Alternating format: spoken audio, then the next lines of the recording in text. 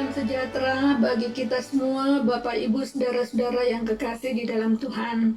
Mari bersyukur karena kita sudah masuk bulan Juli.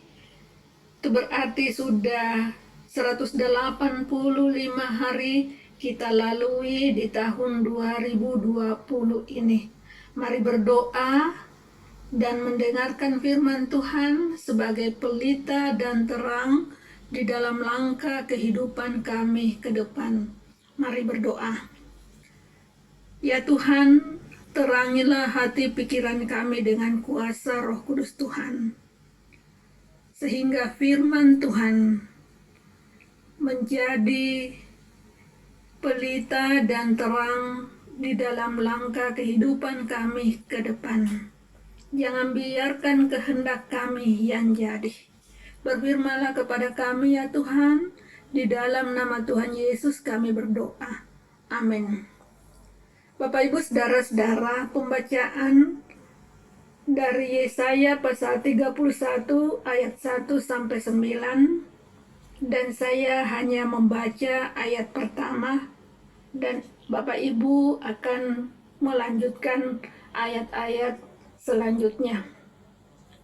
Celakalah orang-orang yang pergi ke Mesir minta pertolongan, yang mengandalkan kuda-kuda, yang percaya kepada keretanya yang begitu banyak, dan kepada pasukan berkuda yang begitu besar jumlahnya, tetapi tidak memandang kepada yang Maha Kudus, Allah Israel, dan tidak mencari Tuhan.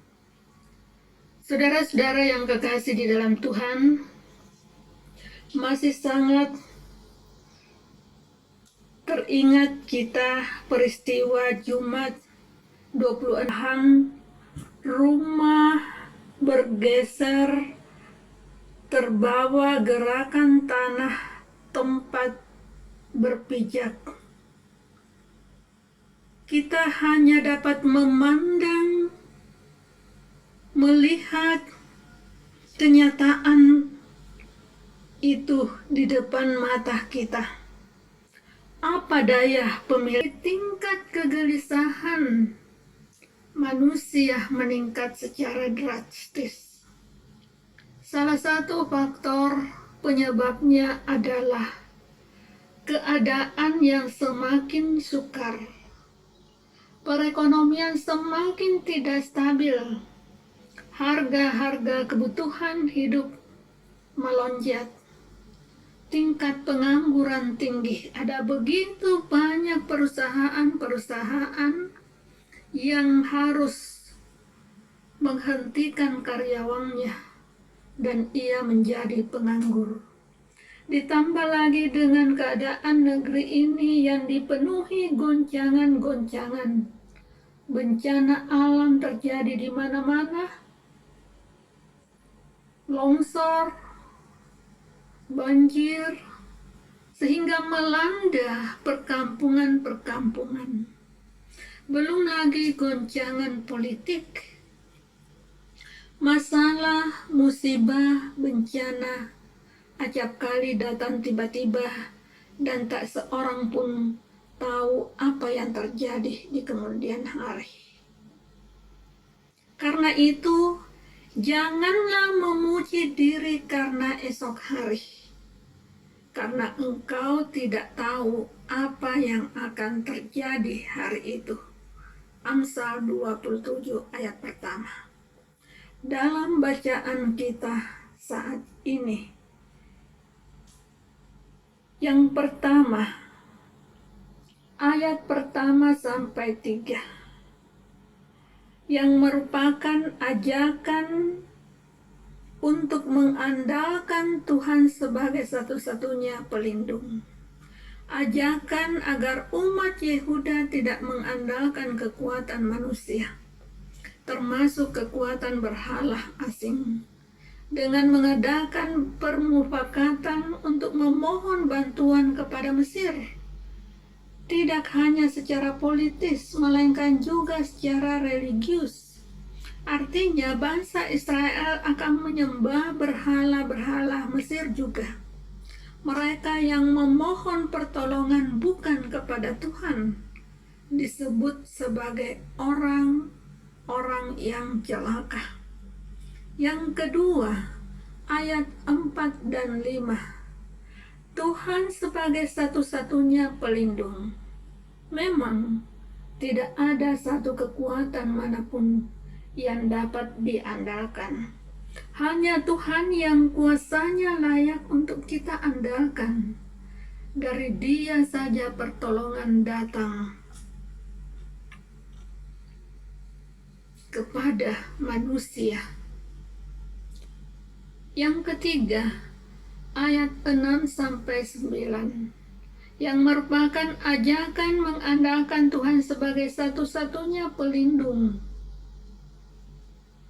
Situasi yang menegangkan oleh karena ancaman Asyur, negara adidaya itu, umat seharusnya tidak memohon pertolongan kepada Mesir, lalu bekerja sama secara politis dan religius. Maka umat diyakinkan bahwa Tuhan jauh lebih kuat dari Asyur, dan Dia akan memukul mundur dan bahkan membinasakan Asyur. Adakah yang bisa kita banggakan dari dunia ini? Harta, uang, benda, pangkat kedudukan, status sosial, dan semua yang bersumber dari dunia tak bisa diandalkan dan tidak bisa dijadikan tempat perlindungan yang aman. Bersyukur kita memiliki Tuhan sebagai satu-satunya penolong yang bisa kita harapkan. Meminta pertolongan ke Mesir, gambaran dunia mengandalkan kuda-kuda, kereta, dan pasukan berkuda adalah sia-sia belaka. Tetapi orang yang menyandarkan harapannya kepada Tuhan pasti akan beroleh pertolongan dan bahkan terberkati. Dalam Yeremia pasal 17 ayat 7 berkata, "Diberkatilah orang yang mengandalkan Tuhan, yang menaruh harapannya pada Tuhan." Jemaat yang kekasih di dalam Tuhan, walaupun dunia dipenuhi dengan goncangan, dengan berbagai masalah yang dialami oleh umat manusia, mari menyadari bahwa kekuatan manusia terbatas. Sumber kekuatan hanya datang dari Tuhan yang memampukan kita menghadapi setiap situasi, baik atau buruk, berat atau ringan. Kekuatan dari Tuhan memampukan kita untuk bersyukur dalam segala hal dan di setiap kondisi yang kita alami. Oleh karena itu, mari kita menyadari bahwa manusia tidak mampu melumpuhkan badai goncangan yang terjadi dan dialami oleh manusia. Terpujilah nama Tuhan Yesus. Amin. Mari kita berdoa. Ya Tuhan, tempat sandaran bagi kami, manusia yang percaya kepadamu. Dalam berbagai goncangan, masalah, dan badai yang kami alami, yang kami lihat, yang kami dengar, kami tetap teguh dan percaya bahwa kami hanya berpegang kepada kuasa Tuhan Yesus. Ya Tuhan Allah, berkati saudara-saudara kekasih kami yang terkena bencana alam yang terjadi di Jalan Trans Palopo Toraja, di mana tempat tinggalnya ya Tuhan dibawa oleh longsor. Kami berdoa untuk tempat-tempat yang lain yang dikena oleh bencana banjir ataupun bencana-bencana yang lainnya. Tempat perlindungan kami hanya kepada Tuhan saja. Ya Tuhan, berkati akan saudara-saudara kekasih kami yang juga berada di dalam kondisi yang sakit dan dirawat di rumah sakit. Mereka juga mengandalkan kuasa Tuhan untuk kesembuhannya yang berada di tempat-tempat pengungsian isolasi. Karena suatu virus, Tuhan memberkati, memberikan kesabaran ketabahan untuk melewati masa-masa isolasi sampai selesai dengan penuh pengharapan bahwa Tuhan akan menyembuhkannya.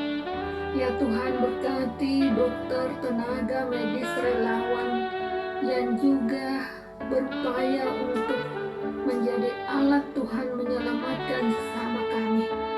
Tuhan, sungguh berat resiko yang ia alami dan hadapi.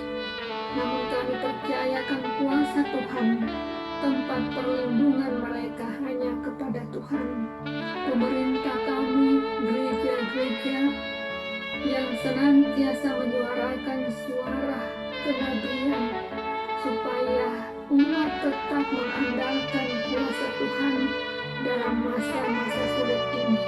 Tuhan memberkati.